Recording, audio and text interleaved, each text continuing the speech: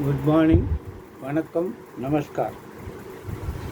Our knuckles, when cracked, a popping sound is heard. Why? The popping sound is seemingly made by bursting of gas bubbles inside the joint fluid. வணக்கம். நம்ம அந்த கை முட்டி கால் முட்டி net உடைக்கிறோம்ல, அதை உடைக்கும் போது சத்தம் வருதுல்ல, அந்த சத்தம் ஏன் வருதுன்னா அந்த ஜாயிண்ட்டுக்குள்ளே இருக்கிற கேஸ் வந்து நம்ம இந்த நெட்டு உடைக்கும் போது அது உடஞ்சி இந்த சத்தத்தை उंडाக்குறோம்.